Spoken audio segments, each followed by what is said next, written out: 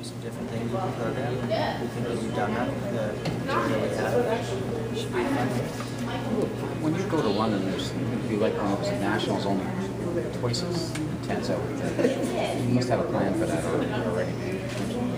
How to handle it in the hometown. Well, luckily we've had some practice skating in hometown venues, and with the home Olympic Games, I don't think it gets any more pressure-filled than that. But we just have to stay in our zone and do what we do best, just focus on our job on the ice, but also enjoy that extra bit of support. I think there's no louder venue than the JLC, and we love skating in that arena. So I think we just have to embrace it, and you know, we're lucky. I think we're really fortunate, and we can't wait. Is this an opportunity this year? I mean, it's kind of the year when figure skating. 401 season. Yeah, it's a 401 season. Is this a chance to sort of, I don't want to say turn it around, but keep this sport of boost that's been there for a couple of years maybe? It's tough to say. I mean, we'd love for that to happen, but I think we're a little bit partial to this region because we're from here, but obviously, you know, Western Ontario, and Ontario has some great skating fans, and hopefully we'll get the numbers that we want in Windsor and here at Nationals in Mississauga. I think we should, but I have no doubt that London will be quite an event. We're really excited for that. And we're hoping that, I mean, I know we'll get a boost, but we're hoping that it's working as well. What's new in the What isn't new in our routine this year? We've really been working on all new elements, so I think every lift we're doing is new, the spin is completely new, as well as footwork. So, I mean, I think it might take us a little bit longer to evolve these programs, but that being said, we try and do that every year, so we try and recreate all the technical elements, which is a little bit tricky because there are so many restrictions on what we can and can't do under the rules, but we're doing our best to be creative, and hopefully it's something that people like.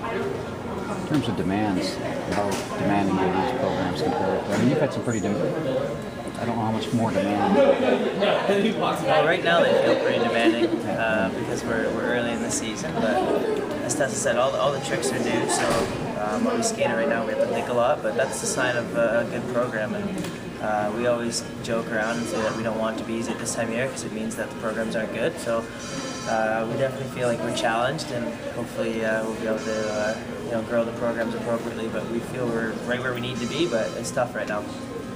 Can you talk about the music? Sure. Our short dance is a piece of music that interestingly came about via two sources, Mary Jane Stone and Elena Tchaikovskaya, who we worked with before the Olympics, and they both called Marina separately with this waltz composed by Anthony Hopkins, the actor. So who knew that he was such a brilliant composer, but it's a stunning waltz that we absolutely fell in love with. And we've incorporated, unfortunately, a polka into that beautiful piece of music, but we don't have any choice with that. I think we're skating the polka for the shortest amount of time possible, but it's a beautiful piece of music, and I think it's really rich and deep and emotional, and you know, it touches you when you hear that music.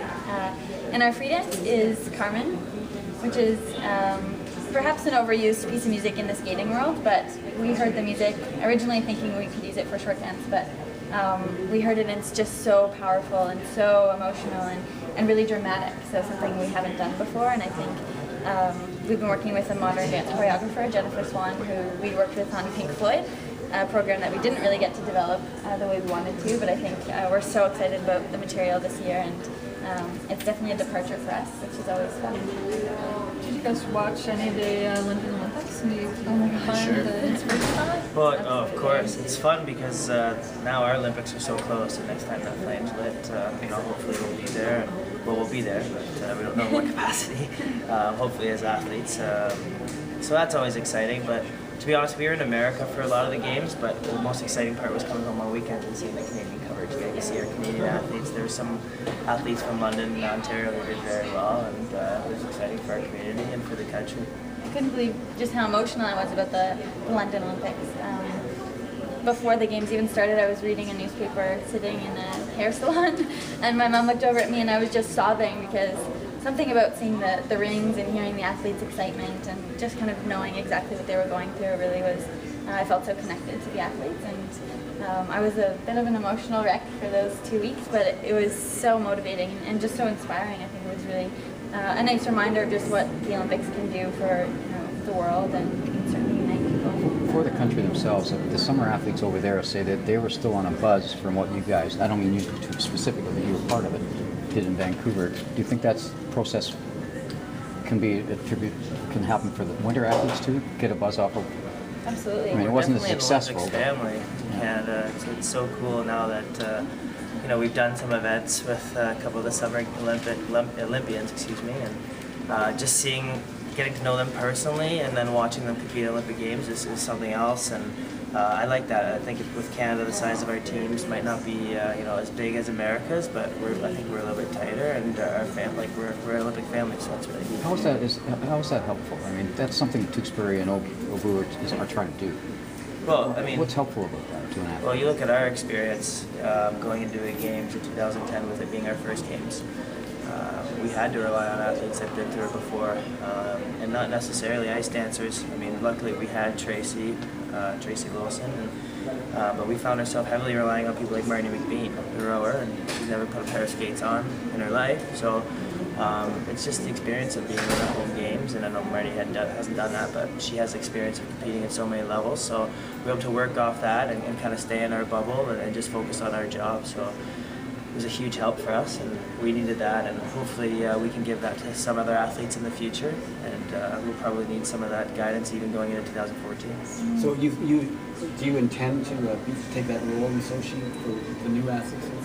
Well, our first goal is to go and win Sochi. It's number one, and that'll be our priority. But yeah, I mean, we're tight up in the athletes lounge. All the athletes are close, so we'll be able to help people out or inspire, or just keep contributing to that great energy that we seem to have in Canada House.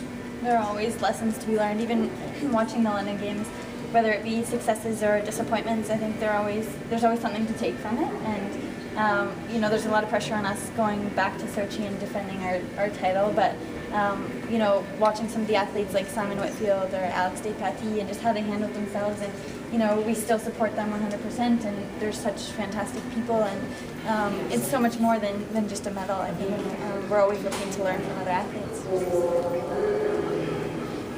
Okay, perfect.